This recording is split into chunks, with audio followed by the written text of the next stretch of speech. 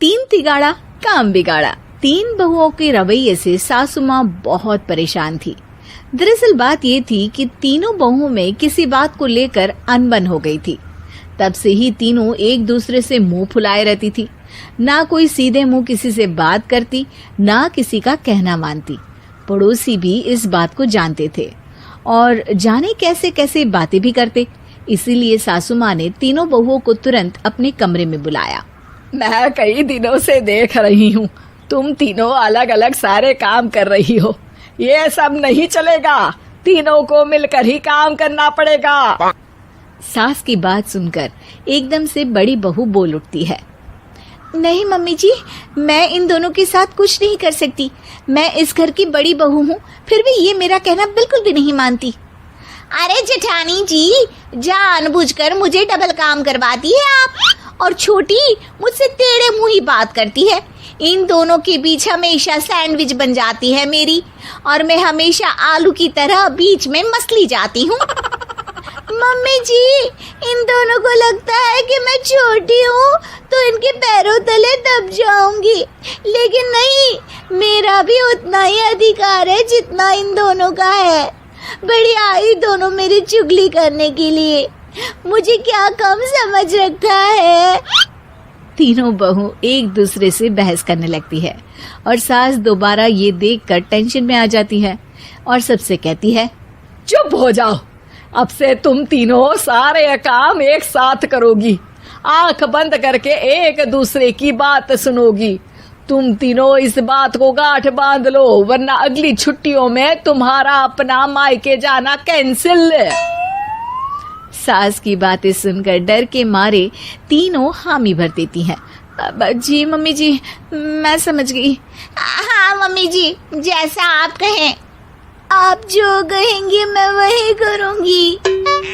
तीनों बहू सास की बात को गांठ बांध लेती है और वादा करती है कि अब से सारे काम वो तीनों एक साथ मिलकर ही करेंगी। ये सब देखकर सास खुश हो जाती है और वहां से चली जाती है। नीचे जाकर वो देखती है कि घर में शर्मा जी आए हुए होते हैं। सास जोर से आवाज लगाकर कहती है, अरे बहू, जरा चाय बनाकर तो लाना, शर्मा जी आए हैं। सास की बात सुनकर तीनों बहू तुरंत किचन की ओर भागती है और चाय बनाना शुरू कर देती है। मुझे तो एकदम मसाले वाली कड़क चाय पसंद है, तो हम शर्मा जी के लिए मसाले वाली चाय ही बनाएंगे। अरे नहीं दीदी, गर्मी के मौसम में मसाला चाय कौन पीता है? मैं तो शर्मा जी के लिए इलायची वाली चाय ही बनाऊंगी। ये कैसी बात कर रही हैं आप दोनों?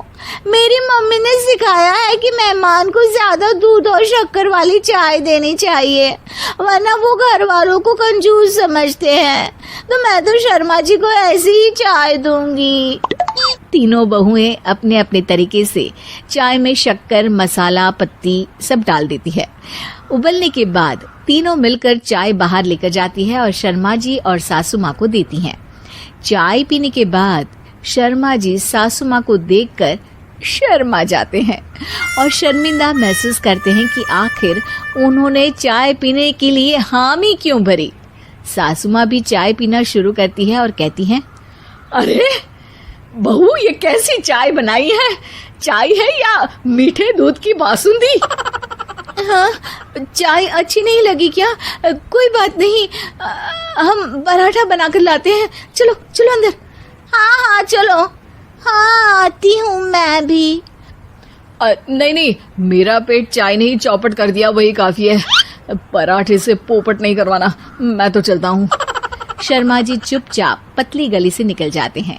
अगले दिन सास बहुओं से कहती है, अरे बहू, जाओ जाके ऊपर के गेस्ट हाउस की सफाई कर दो। कल हमारे यहाँ मेरे दूर के रिश्तेदार आने वाले हैं, तो पूरे कमरे को चमका देना, समझी? तीनों बहू सास की बात को मानकर ऊपर सफाई करने चली जाती हैं और तीनों कमरे की सफाई चालू कर देती है। बड़ी बहू मकड़ी के जाले साफ करती है, तो बीच वाली झाड़ू लगाना और छोटी वाली सर्फ डालकर जमीन धोना शुरू कर देती है। अरे दीदी, जेठानी जी, अभी मैंने पूरी फर्श धोई और आप फिर से धूल नीचे गिरा रही हैं। और मछली जेठानी जी, आप बिना झाड़ू की धूल यहाँ छटक रही हैं। अरे तीनों को साफ करना है, एक साथ सफाई करते हैं ना। अरे वही तो, हम साथ साथ हैं, घर साफ साफ है। तीनों बहू ऐसे ही काम में उलझ जाती है और 2 घंटे तक एक ही कमरे की सफाई करती रहती है। बहुत देर से अपनी बहुओं को ना देखने के कारण सास ऊपर कमरे में उन्हें देखने जाती है, लेकिन कमरे में घुसती ही वो गीली फर्श पर फिसलने के कारण नीचे गिर जाती है। ओरी मोरी मैया, हड्डी मरोड़ के रख दी। आए मेरी तो कमर ही टूट गई रे। तीनों बहुएं सास को उठाती हैं और बिस्तर पर सुला देती है। अरे मेरे हाथ पैर दर्द कर रहे हैं, दबा दो आराम मिलेगा। हाँ जी माँ जी।